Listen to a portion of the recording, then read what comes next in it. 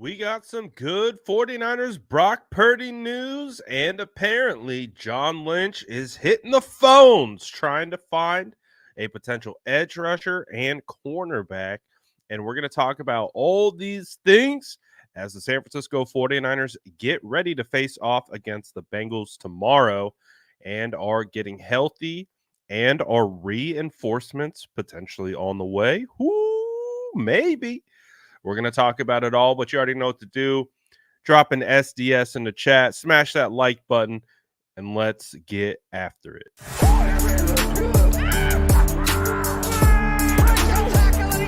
Smash that like button if you haven't already. Love to see it.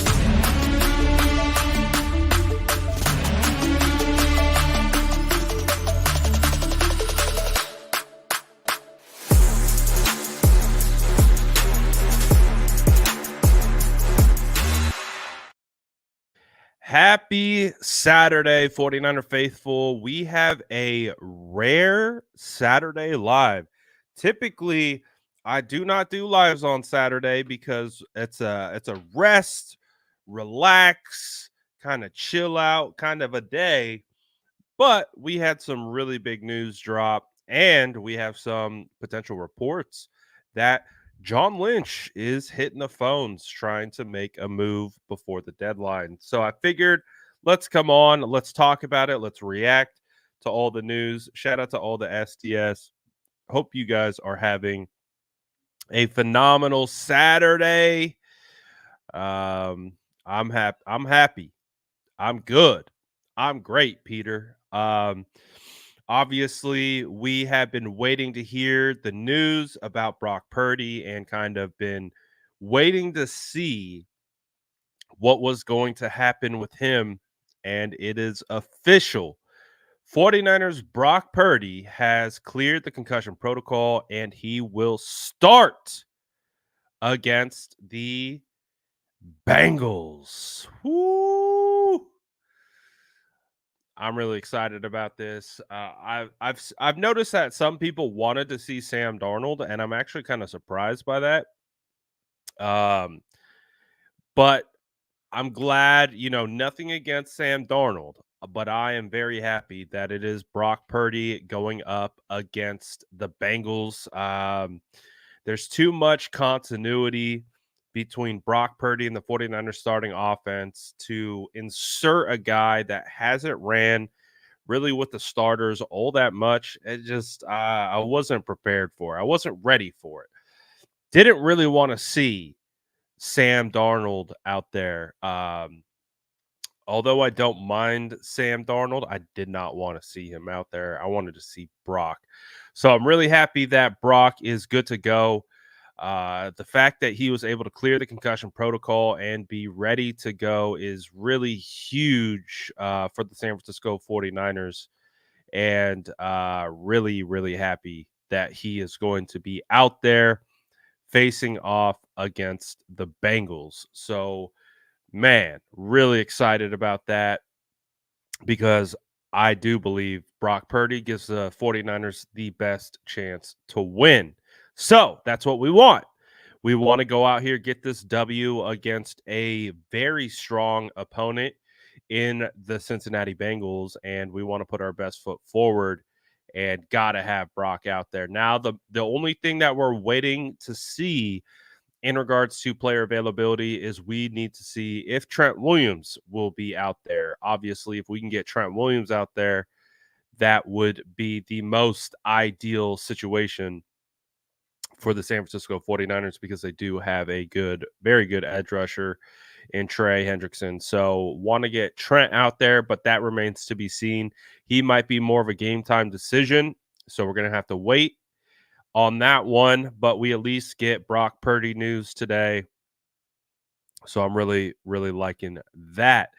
Not only did we get that news today, but apparently John Lynch has been hitting the phones trying to drum up a potential trade. And it sounds like John Lynch is targeting two specific positions. edge and cornerback. And those are the top two positions that we've been talking about on this channel in regards to the trade deadline and who the 49ers should go after. Those are the two spots: edge help, cornerback help. So I don't anticipate the 49ers making any offensive line moves. I know a lot of fans want to see the 49ers trade for some offensive linemen, but it's just so hard to trade for an offensive lineman, let alone plug him in into a new team, into a new scheme, into a new. It's just really difficult. So it's very rare that you're going to see a mid-season impact offensive lineman trade of a plug-and-play caliber. It typically just doesn't happen. So I'm not expecting the 49ers to make any trades with the O-line. But what I do expect is that the San Francisco 49ers are going to be calling on edge and cornerback. And I do think there are some edges available that the San Francisco 49ers could go out and get for a decent price. Boomer says, Brad, what do you think is the better player, Sweat or Young? Young is younger. Sweat is a little faster. Young has more pressures and quarterback hurries on the season. Sweat has more sacks. Sweat has 7. Young has 6 sacks, so they're pretty close. But Young is leading in the category right now of more pressures and things like that. However, I kind of like Sweat. I think it's really close. It's a 1A, 1B type scenario. They're really on the same tier. So it's a pick your poison kind of deal. I like Sweat. I like Young. I like both of them. It feels like maybe Sweat could be had for maybe a little bit cheaper, considering he's a little bit older. But I really do like the speed element that Sweat brings. But Chase Young has been active this year as well. So honestly, I don't think you can really go wrong with either one of them. And those two guys could be definitely in consideration to be traded to the San Francisco 49ers because, per reports earlier this week, Sweat and Young could potentially be traded for only a second or third round draft pick. That that's nothing. That's a steal. That's a player that you can plug in and play right away for a piece of draft capital that is no guarantee that you're going to hit on a player. We've seen second rounders flame out consistently. We've seen third rounders flame out consistently. If you can go out and get a proven guy and you can get a Sweat or a Young, why not? Go do it. Go and do it. I think either one of them would find success in the 49ers system and could definitely be beneficial in the long run. I've also seen this report that the Carolina Panthers aren't actively shopping Brian Burns, and they don't plan on trading him. Oh, there's that language again. There is that language again. They don't plan on trading him. Do you remember who didn't plan on trading Odell Beckham Jr.? Dave Gettleman and the New York Giants. He, in fact, said, we didn't sign Odell to trade him. But yet he did. He did do that. So this is a type of language that I have seen throughout the years that I do not look at this particular language around Brian Burns that they're not actively shopping him and they don't plan on trading him. That means nothing to me. That is a hollow statement that protects them. If nothing comes to fruition, they just say, see, we told you we had no plans on trading him. Plans change all the time. Plans change, and you don't have to be actively shopping to get calls. Teams can call on players all the time. That doesn't mean you're actively shopping them. So that's how you got to look at that report. People keep saying Brian Burns is not being traded. I disagree. I really do. And the language that they continue to use is that type of language that protects them if they don't trade him. And if they do trade them, it's easy to walk back. Well, we didn't plan on trading him, and we weren't actively shopping him, but we got an offer that we just couldn't refuse. And so we accepted it. So Brian Burns can be had. He can be had, but it's going to be pricey. So what the 49ers are going to have to determine is if what they want to do. Do they want to go with the highest upside? Do they want to go with the most talent? Do they want to go with the highest priced player in Brian Burns? Or do they go for a little bit more cost effective option in Sweat or Young? I think that's really what it comes down to. Uh, I think that's really what it comes down to for the 49ers when it comes to determining which edge they want to come in and help. So I'm obviously hopeful. I'm saying swing for the fences. Go get Brian Burns, whatever it takes. If you need to give up a first, if you need to give up a third, if you need to give up a player, I'm down. Go and do it. Give up whatever you need to go and get to get Brian Burns. Adding a player of that caliber to this roster would be insane. So I'm all for it. I'm willing to spend extra for a player like Brian Burns. But what we have seen from the 49ers in the past is them be a little bit more cost effective. We look at Charles Omenihu, 5th-round draft pick. When they went and got Emmanuel Sanders, didn't give up a whole lot to go and get him either. So we'll see. We'll see what the 49ers do. Do they go after a wide receiver of the caliber of Mike Evans? That would be really fascinating to see if the San Francisco 49ers got very aggressive and went after a legitimate number one wide receiver. That would be wild because we do know Mike Evans is a really good wide receiver. Especially if you just need to throw up the football to him, he's going to come down with it more often than not. What does he have? Like 7 consecutive 1,000-yard wide receivers. But I think the issue with Mike Evans is he's looking to get extended. I think he's looking for a payday. So that would be my only hesitation with Mike Evans is if you're bringing in Mike Evans and you're bringing in Mike Evans to pay Mike Evans, that means you're not paying Brandon Ayuk. So if you're trading, I think, for a legitimate number one wide receiver, I think that has more of an impact on Brandon Ayuk moving forward, especially a guy who's looking to get a payday. So that would be my only concern. Obviously, plug and play Mike Evans is going to make your offense better. It's going to be a great benefit, but I do think there is some kind of business sides of things that would be tied to that. Mike says, what about trading for Judy? Would be on the cheap and seems to have potential. What we have seen this year. I'm personally not a fan of Jerry Judy. And this goes back to the draft, my draft analysis of him. I think some of the positives that Jerry Judy brings to the table, he's a very skilled route runner. He's very fast. But one of the things that showed up on tape at Alabama and has persisted through to the NFL is he has very inconsistent hands. He is not a good catcher of the football.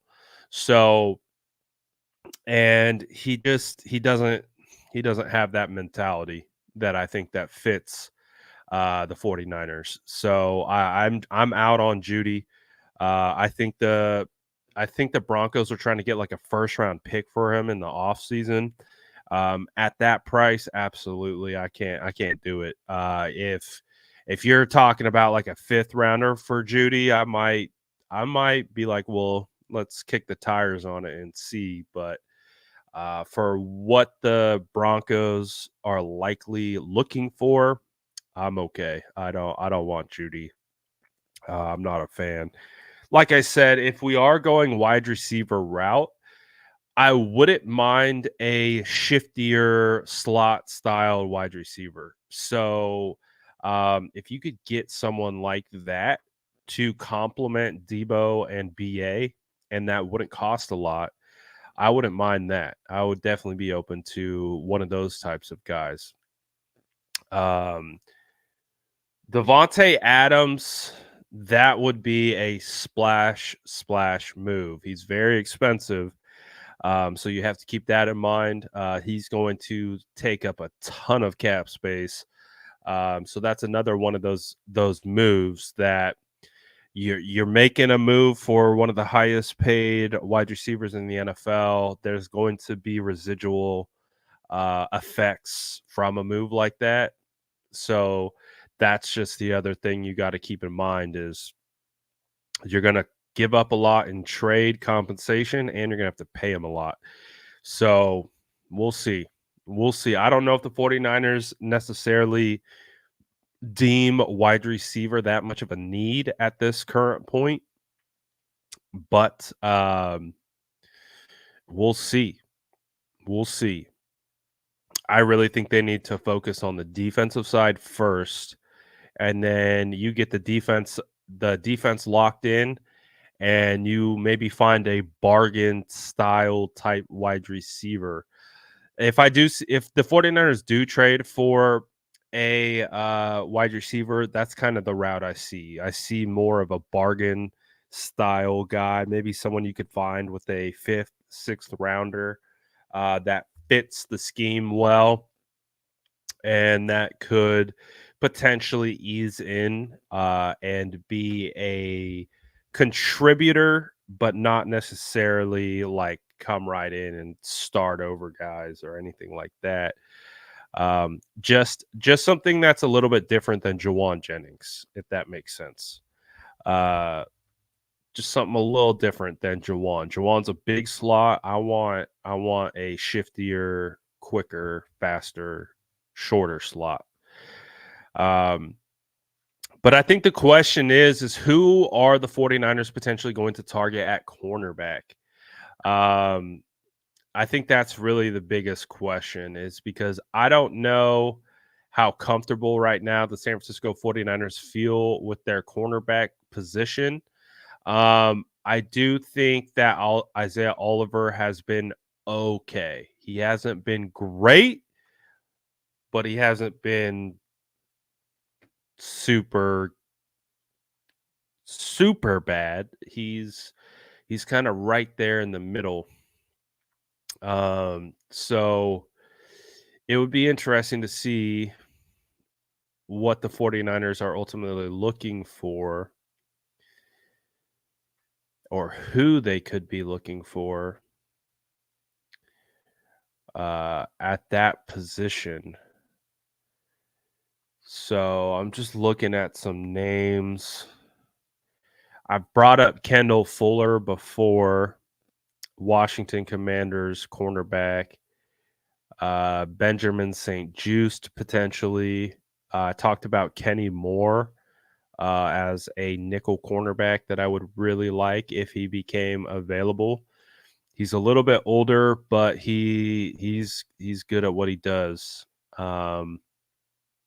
He was a guy. He would be a guy that I would be interested in adding. Let's see what other cornerbacks could the 49ers find that might not be Patrick Surtain because I just think Surtain is going to be so pricey that I don't know if that's going to happen.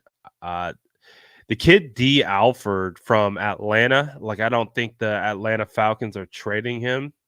Former undrafted free agent in 2022, 5'11", 175.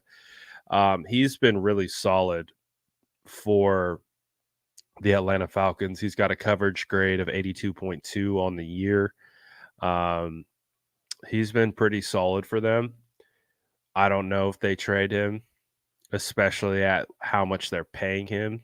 And but he would be a guy I'd be interested in. Uh We've talked about DJ Reed before.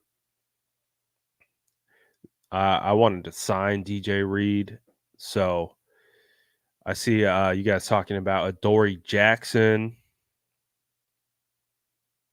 Maybe. Maybe. What about like a Tyson Campbell? Zion McCollum. I really liked him at the combine. Jamal Dean. So it'll be interesting to see what the 49ers ultimately do at that position. But I do think that the 49ers get active and get creative. Don't say Josh Norman. Don't bring that name around here. Oh, gosh, no. Please, no. He's playing for someone right now. I forget who Josh Norman is playing for. He's playing for someone. He's on a team right now. Someone's like, yeah, we're going to bring in Josh Norman. I would like Jalen Johnson, but it does sound like Jalen Johnson is in the middle of contract negotiations with his team. Oh, here we go. Here we go. We got some movement now. 49ers have signed Brad Graham to come in and play nickel corner. Woo! Y'all ain't ready for that. Y'all ain't ready for that. Neither am I. I'd get cooked. Y'all would be roasting me. I would get trolled so bad by 49ers Twitter. It would be unbelievable. I'd retire after one game. Like, all right, I got in. We put 10 toes down on the field.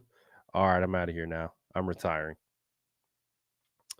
49ers do miss Jimmy Ward.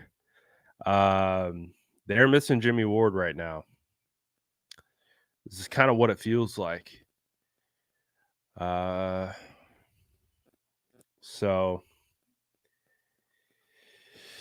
we'll see what the 49ers ultimately do to overcome. Who could come in and be a guy that helps the 49ers. I'm excited, though. I think the 49ers are going to make a move. I think they could make multiple moves. They got to. They got to get someone.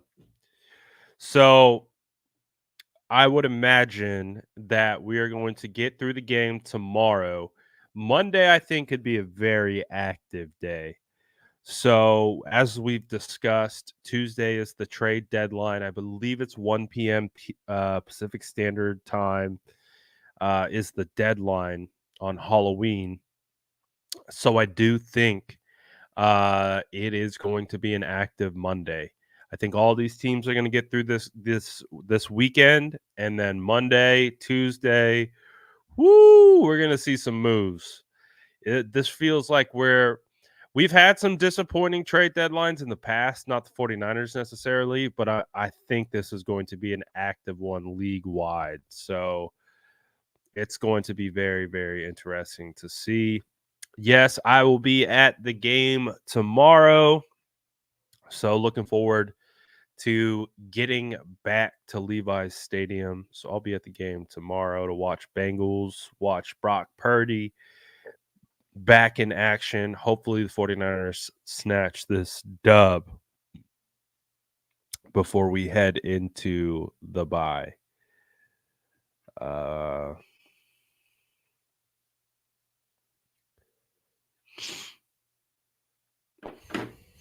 So we'll see.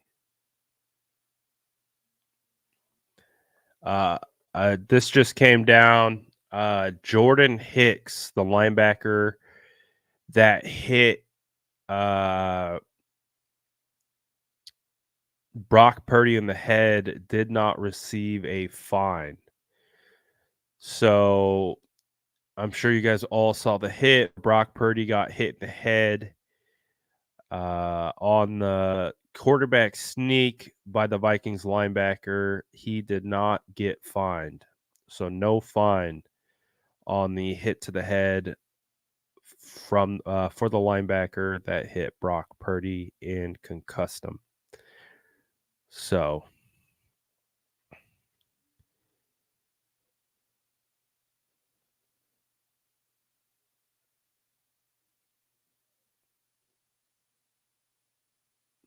interesting.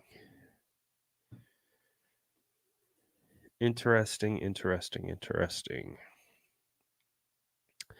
Feel like if you hit someone in the head, that's a finable offense, especially targeting with your helmet. So I wonder what the justification is for that particular rule or ruling. So that is interesting. That is definitely interesting. CLS says give up first, fourth this year, first, third, fifth next year. Whoo! That's a lot. That is a lot. Two firsts, third, fourth, fifth. I mean, I don't think it's a lot necessarily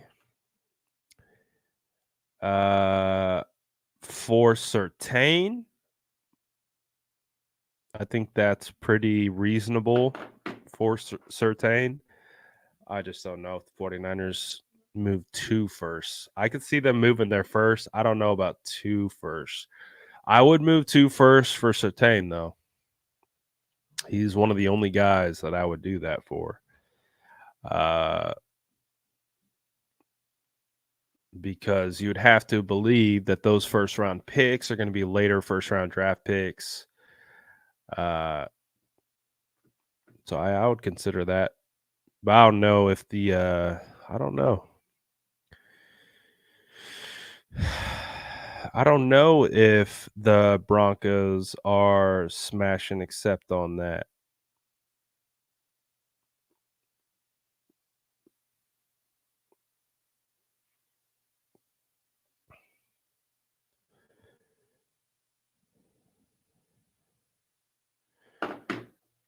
So we'll see. But it's a big weekend for the San Francisco 49ers. Got to get this dub against the Bengals.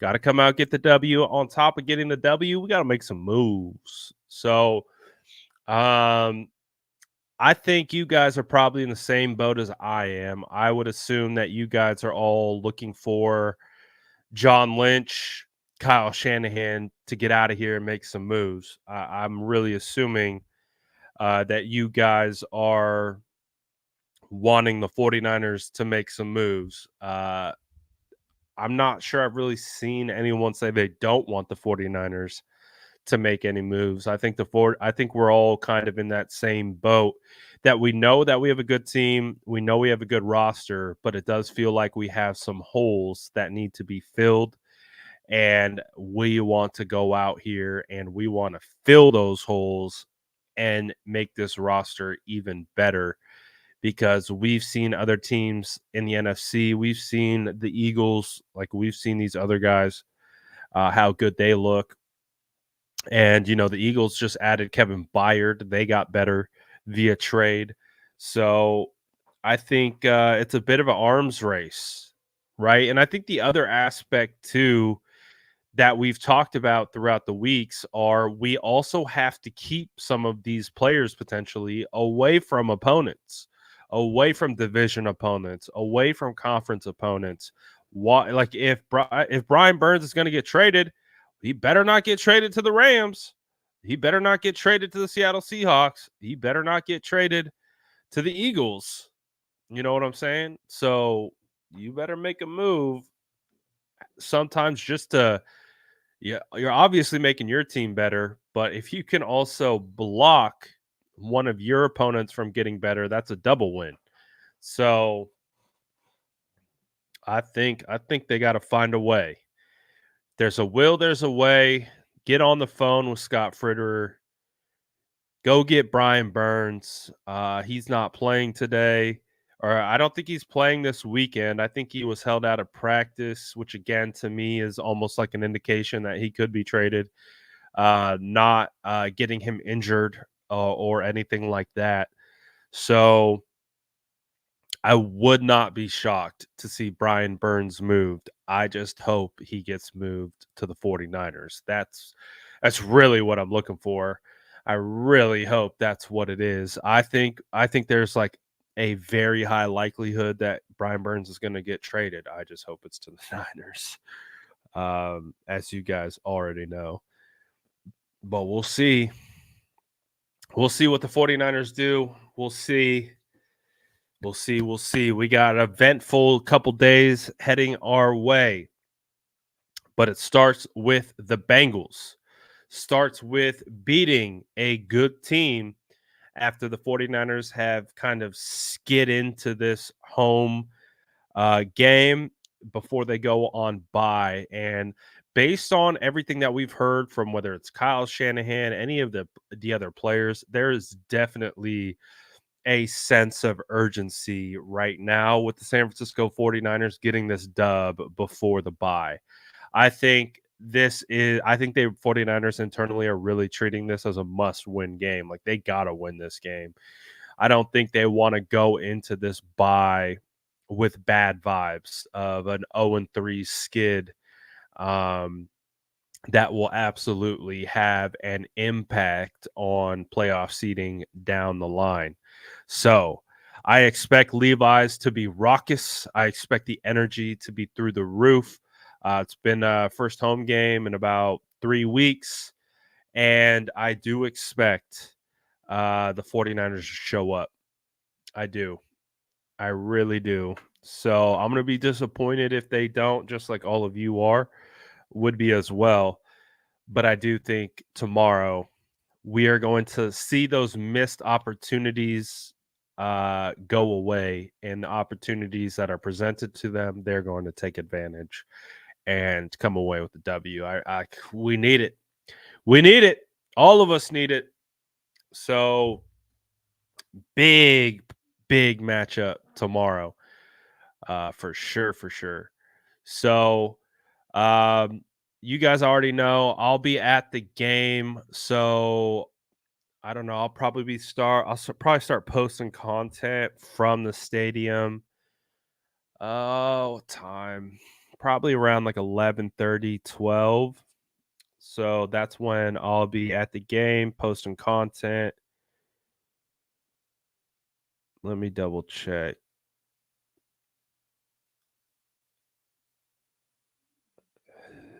Yeah, so I'll probably be in there I'll start posting content around 11:30, 12, and we'll be posting it to the channel.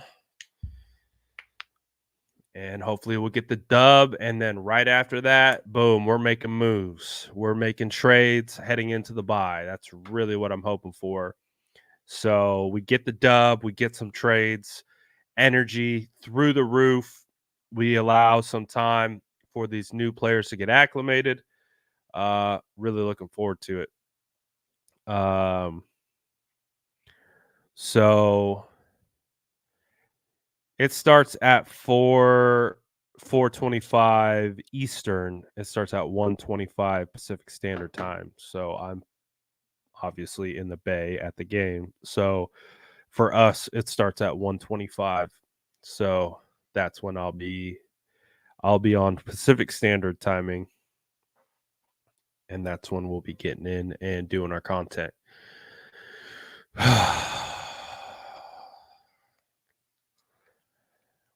As a Kansas City Chiefs fans, I don't want to see Eagles versus Kansas City in the Super Bowl again. I want to see Brock Purdy versus Mahomes. Is that because you think the Chiefs have a better chance of beating Brock Purdy and the 49ers, and you don't want to see Kansas City because they might play you better? I'm curious to why that is the case.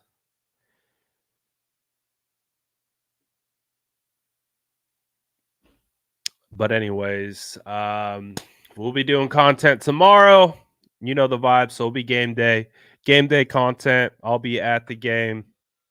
I'll be posting all the pregame stuff, all that good stuff. So stay tuned. We'll have post-game content, all that good stuff.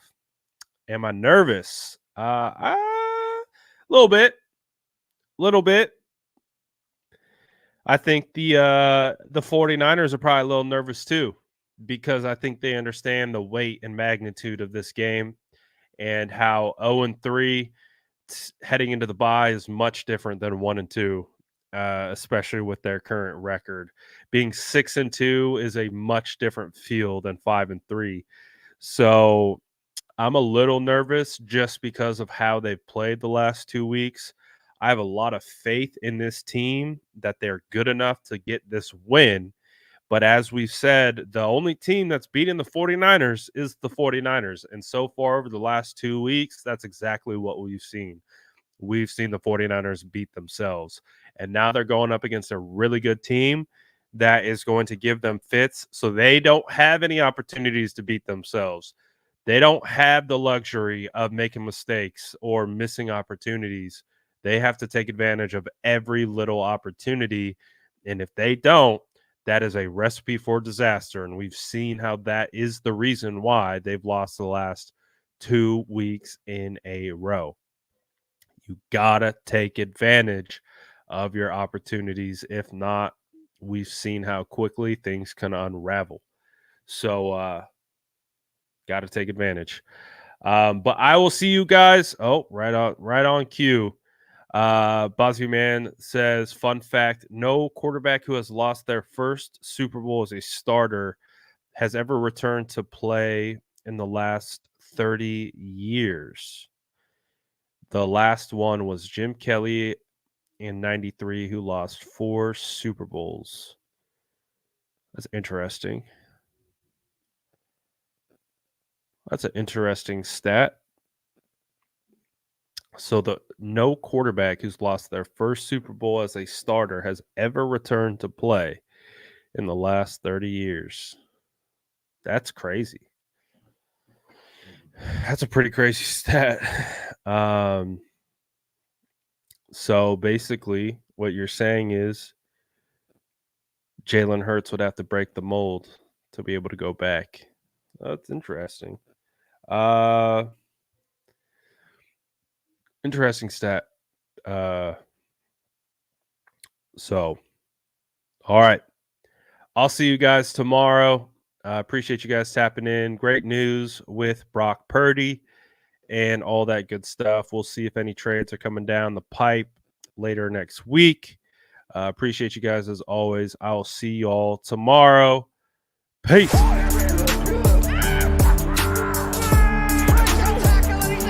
Smash that like button if you haven't already. Love to see it.